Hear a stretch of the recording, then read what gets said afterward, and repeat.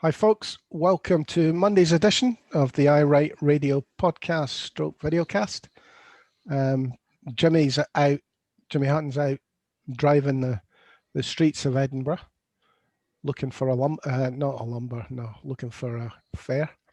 I've got Stuart Lockhead with me today. Hello there. I'm Norris Stewart. We're going to go with the press conference, Nicola Sturgeon's press conference on COVID. As per usual, but we've got an interview with Peter A. Bell that Stuart conducted yesterday. Stuart? Yep, it's on yesterday's article. So we're going to go to that. We expect one or two things to pop up along the way, but there are two main thrusts. We have got a lovely wee piece about a calendar from Sky. You're going to show that, are you? Oh yes, got to finish up with that. You big softy. So the press conference today, Stuart, what did you think? Not terribly exciting. I made a note of what the situation was from the coronavirus dashboard. So yesterday's figures. 1,115, 7.3%.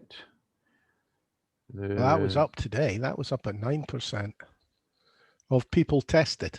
7.3 of this is today's one. Sorry, but I did have a look at the yesterday's figures because quite often you need to have a perspective. Oh yeah, no, you're right. Sorry, yeah, that God, I'm all over the place. 912 today, 9.1%. You're right, and 19 less in hospital. 6 less in ICU, only 1 death, but over the weekend, if you take the 3 days, that would be Saturday, Sunday and Monday, 43. So that's about 15 a day. Not everybody's registered because the registrars are not open. No. The big news is vaccination excitement because Pfizer apparently have got a vaccine that's well through testing. 90% effective, and the other piece of news is don't leave your mink coat at home, dear. Well, the big news is that Pfizer has issued a press release saying that their figures show it at 90%. It hasn't been peer reviewed yet. I'm not going to make such a firm statement because even the chief medical officer was getting excited at the presser. So.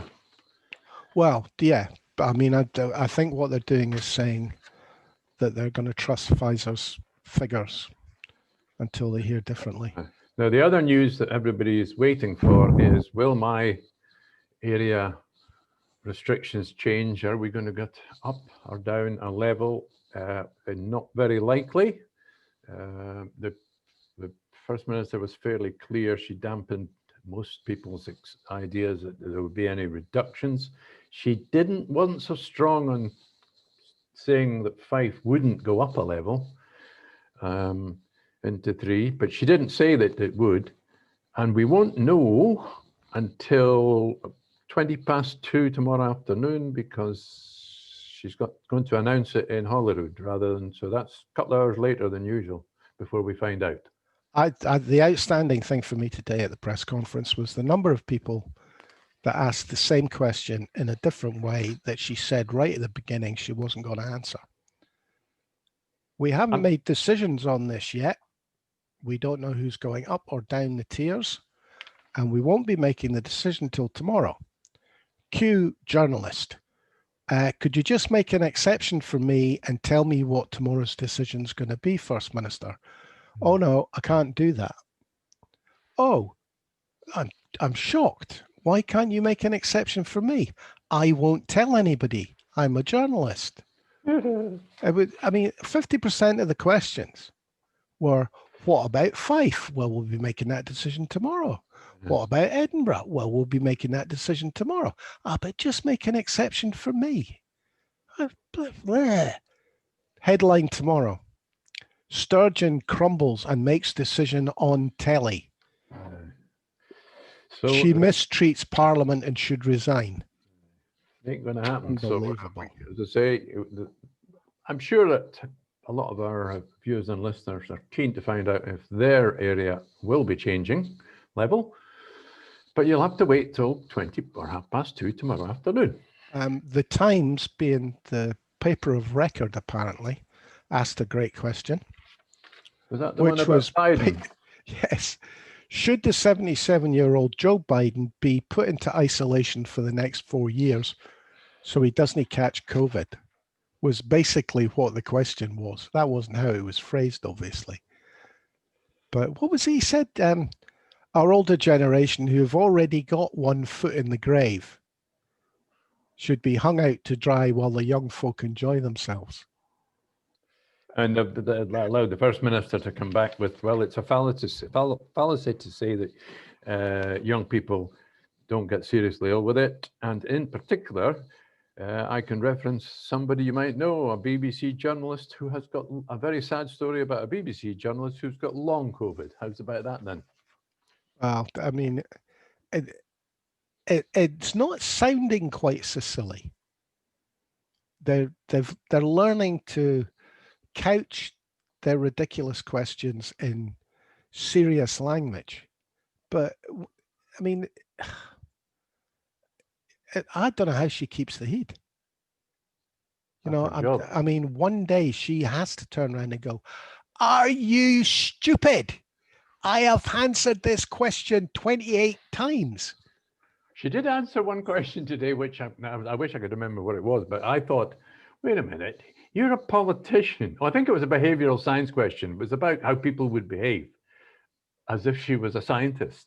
And she's a lawyer, not a scientist. Yes, she's a good communicator, but she should have passed it over to the chief medical officer.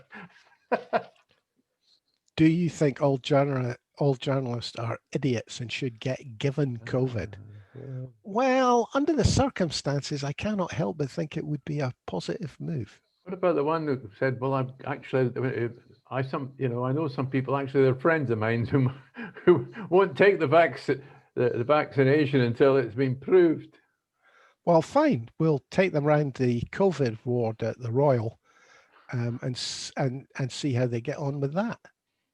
You know, I mean, seriously, First Minister, there's a wee guy who's come up with a successful vaccine in his garden shed. When are you going to roll it out? Oh, I think maybe I'll wait till it's tested and we all know it's safe. And and my friends are not conspiracy theorists. Okay. We should start doing this as a humorous sketch. Oh, I'm quite happy to do that as well. Well, we should, because are they running out of things to ask her? Is that what this is about? No, it was just a quiet day, apart from some people are getting all excited, what with Biden winning and a vaccination being announced. So people think it's Happy Monday. We'll wait and see. Aye. Okay. What have we got next? Peter Bell. You interviewed Peter yesterday. I did. He was on his article. I'll let him explain what it's about rather than me. Am I shared?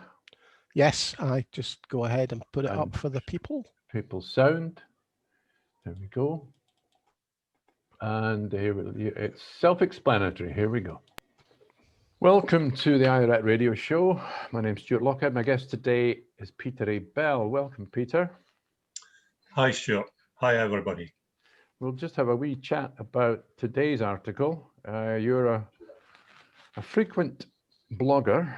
You seem to manage at least one article a day. I'm always full of admiration for that. I don't always agree with everything you say, but today's is a particularly snappy one, shall we say, for the sake of Scotland. Would you like to summarise yourself to start with? What's in today's article? Basically, it's saying that I have been saying for some time now that the SNP leadership has taken the party off track as far as the constitutional issue is concerned, and that it's going to take a massive effort to get it back on track, and that this effort would require that the Yes movement unite to speak with one voice in order to put pressure on the SNP. it was never clear, even to myself, even though this was my way of thinking, it was never clear how this was going to come about, how the Yes movement would unite. So I was ready to jump on any opportunity, any chance that this might be at least tried. So when AUOB, who, let's face it, have quite a good track record when it comes to organising very successful mass events, when AUOB said that they were going to organise this Scottish Independence Assembly, very much for this purpose of uniting the Yes movement, then I had little choice but to give it my full backing. I think it's an excellent idea, and I really hope it works. Well, I take it from your introduction there that you feel obliged to give them their trust. I'm impressed by what they've done. Yeah, I must admit, I went along to nearly all their marches during the doldrums, shall we say, of the recent doldrums of the movement. I will be somewhat concerned to find out just how reliable the current leadership of the AUOB are. But yes, like yourself, something's got to be done. Actually, Stuart, can I just say, it doesn't really matter about the current leadership of the AUOB. They are merely serving as a catalyst here. Because if this assembly works as it's intended to work, then what will come out of it is a new body, a new organisation, a new group, a new form for the Yes movement, which will be completely separate from AUOB. It won't be AUOB. It will be something else, something different. Well, I'm glad you made that clear. That's good.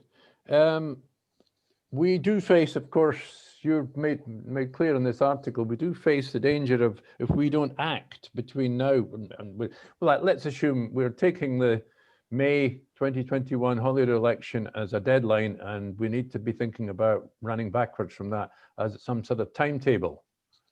And and we have an opportunity this week because the AUOB have organised this assembly for next Saturday, this coming Saturday. Yes. I've registered. I presume you've registered. Yes. So we'll wait and see just how well organised it is. I'm fingers crossed. I must admit, I'm optimistic, like yourself. I'm hoping something, because I agree with you. I feel action needs to be taken.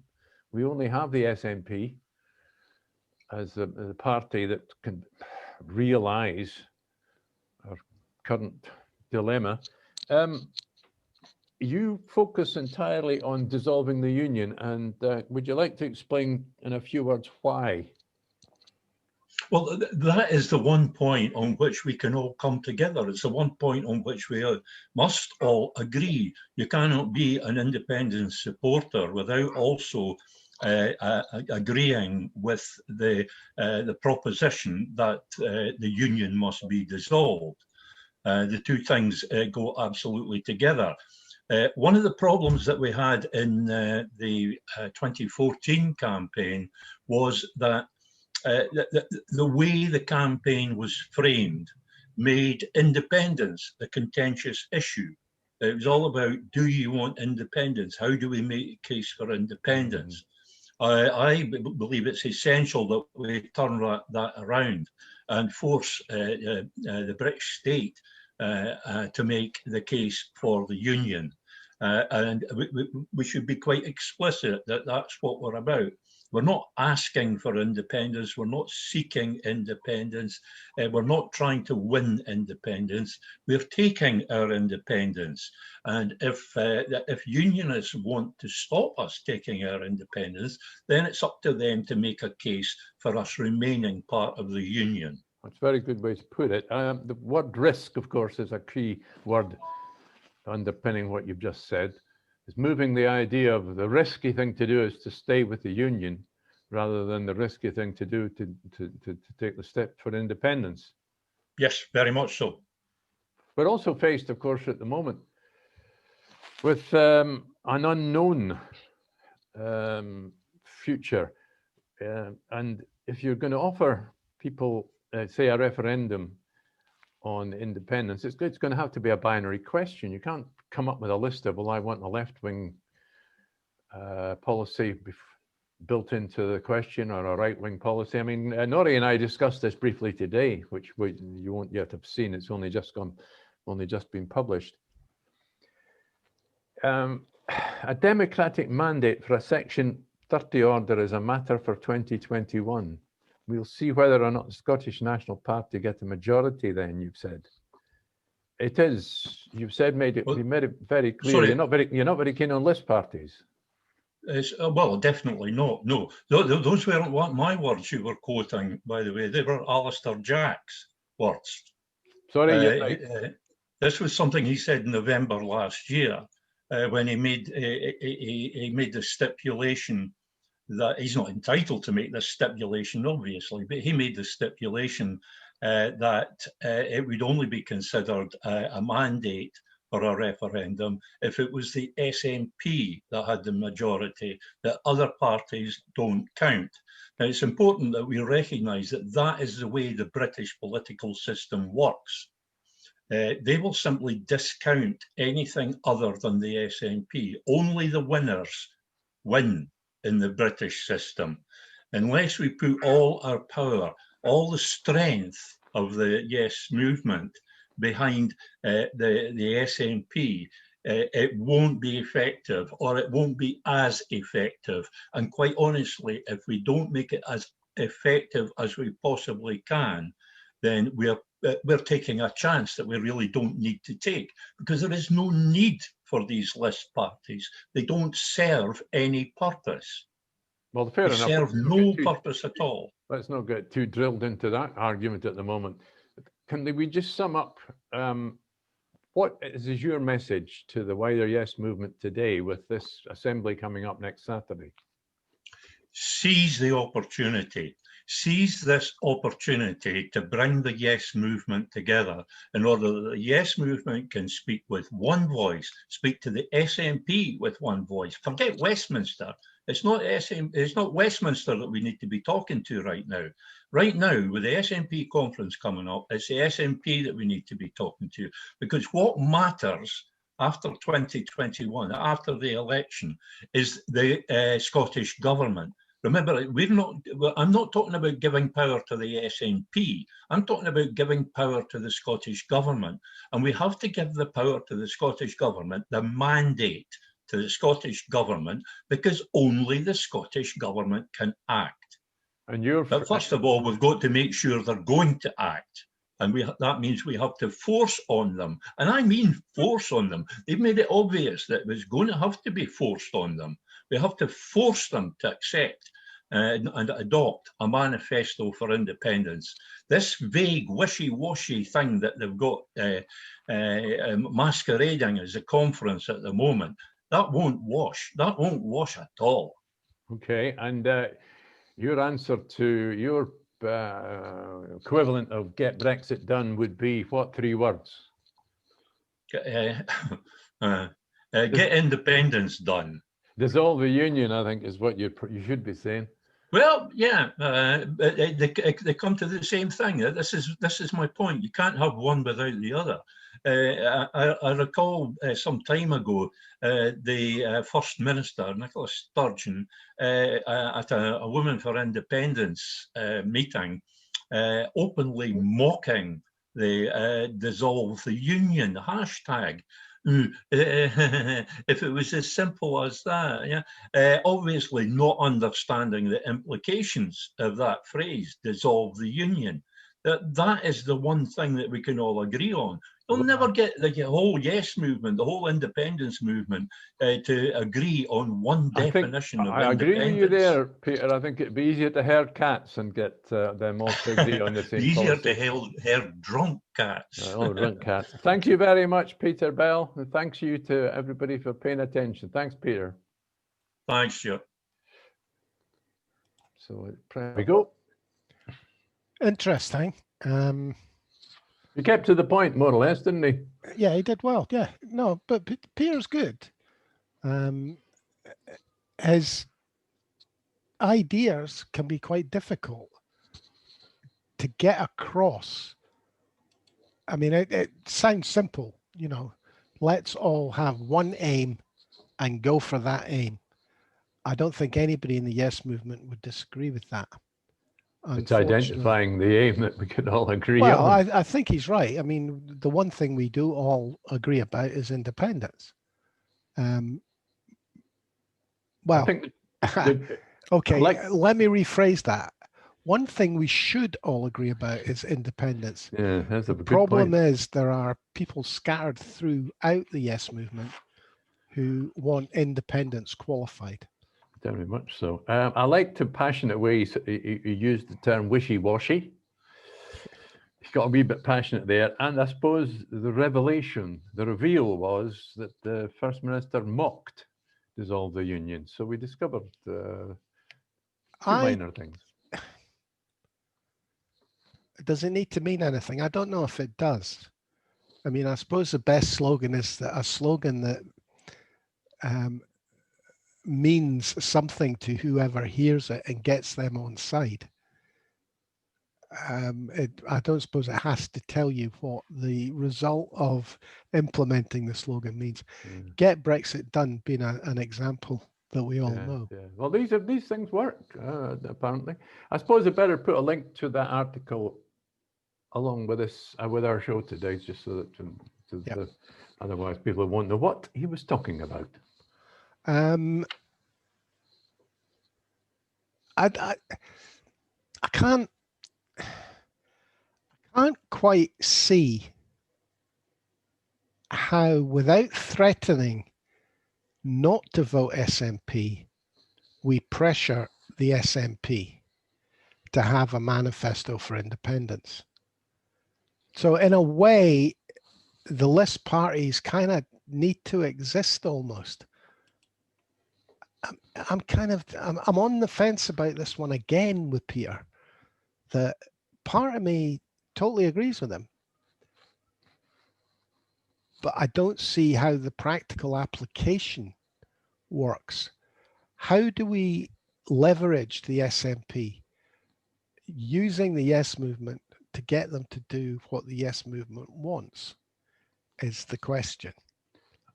One of the things that has to be said that's come about in the last 2-3 months is that I would say there are more and more people frustrated enough with the pace towards independence that they are started list parties. AUAB organised this assembly for this coming weekend. This wasn't going on 2 years ago. Well, I don't think that there's a problem with AUAB OB organising the conference. Other people have done that. You know, the Constitutional Convention, etc., etc. There's nothing having talking shops. There is no problem with. Does it actually affect SNP decisions? That's a very good question, and nobody knows. Well, because you know, there's a case for some people saying that, well, look, they're awfully comfortable, quite happily running a devolved administration. You know, there's all these well-paid politicians. Well, paid politicians, and they're happy enough. Well, I mean, that isn't my position, but it gets messy. I mean, the what do you call it? I've forgotten what they called. I had the big meeting at the Usher Hall, the I didn't go to that one. Constitutional Convention crowd. Right. You know, was that a sellout, that one? Yeah, I think it might have been, but I had problems with it because, you know, it was of the left.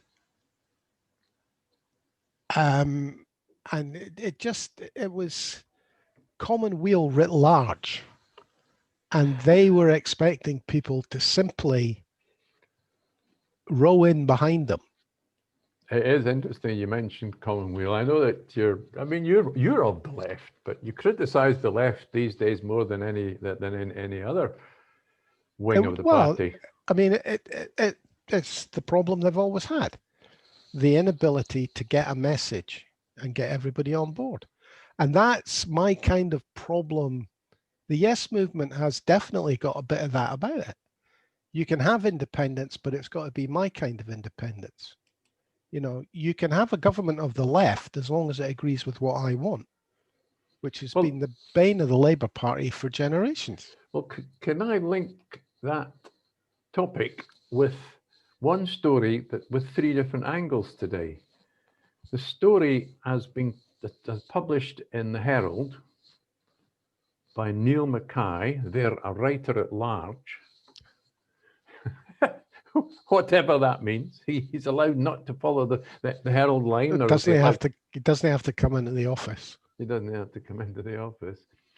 Now we've got Stuart Campbell's got a reaction to that article. We've got Ian Lawson got a reaction to that article, and we've got not Mike Small himself, but someone from CND on Bella's reaction to all 3 different people from on that article. Wings has the straight in with the suspicious about spies. It is a spy. It's about an interview between a spy and a journalist. Now, every time a journalist gets an exclusive with a spy, I think you're awfully close to. He's not. He's hardly a spy. Was he not head of MI5? I'm not sure. I'm sorry. I'm not sure you do any spying at all to become head of MI5. Come on, let's not fall about. Yeah. Does it not matter who you know in the Tory party more? Oh, the spy's boss then. Yeah. He was GCHQ ran that. And as far as I know, if you see a journalist regularly getting exclusive information from the intelligence services, you've got to suspect that they are actually in the intelligence services, because if you followed I've followed these stories for 50 years, a spy who came in from the Call, John Le Carey, etc. Anyway, so there is severe suspicion about this guy, and what's the point of this story? And this spy saying, oh no, there are no spies inside the Yes movement. Of course not. And as Wings, I'll sum up Wings by simply saying, if there's no spies in the Yes movement, I'm not paying my taxes, because there should be. I mean, there should be a spy in the Tory party, spies in the Tory party. Every political party should have spies in it. So you've got the other side of the coin. Because you don't know where they're going. You've got the Bella story, which is a straightforward bit by a CND activist, simply saying it's terrible. And of course, we will hang on. The story is about NATO, Faz Lane, essentially. And on one side of the coin, it's a great asset, says Wings, and we can make a fortune out of it when we get independent, and we can hold it like a great big hammer over the English. Whereas CND the CND article was just a straightforward piece. It could have been written 10 years ago, certainly 6 years ago during the 2014 referendum. Ian Lawson, I just like his headline. Ian Lawson says here, GCHQ, tight lips save ships. Now, I think that must have been a slogan from World War II. I think the piece in the Herald can be summed up really quite simply. It's Lord George Robertson writ large. It's their spacemen coming to attack you, and you won't be able to defend yourself all over again. The idea that geographically Scotland is at one side of the gate into the North Atlantic. From the Baltic and from the Murmansk Sea. Greenland has no nukes. I don't think it's got an army. Iceland hasn't even got an army. Which are the other side. So NATO aren't going to want Scotland in NATO. They're going to cut us off and leave us all on our lonesome to take Russian money and let Russian subs nip through various gaps around the British Isles. I mean, it's crazy. And if he is a spy, you know, if this guy is a trained spy, he should know better. Well, yes, or is it? Does it fall into the same category as the Henry McLeish story? Him getting angry with him going on and on about how, oh, there's a civil war inside the Tory party. Douglas Ross is falling out with Johnson. Is this not all part of the war of confusion being waged by Michael Gove's attack dogs? The rich tapestry of stupidity that's our politics. That's what it is. I mean, the idea that anybody at Westminster gives a flying F about Douglas Ross and what he says. I'm sorry. I mean, really, it's ridiculous. I wonder if Dominic Cummings even knows who Douglas Ross is. Well, I think he does. No, he doesn't even do as well as Richard Leonard. At least Richard Leonard's got nice hair, so everybody says. There's what, 6 Tory MPs at Westminster. They don't need them. They can let them say what they want. They can come out in favour of nationalising the railways, the water board, electricity, and everything else if they want. It's going to make not one jot of difference. Yes, but to the government support. Yes, but there is still the question of just how important is hanging on to Scotland. Really, how important is it to the government of United Kingdom? The ramifications for Westminster losing Scotland are quite serious. Very serious. They lose Fast Lane, or in Wings's view, they start paying for it, and they pay big for it.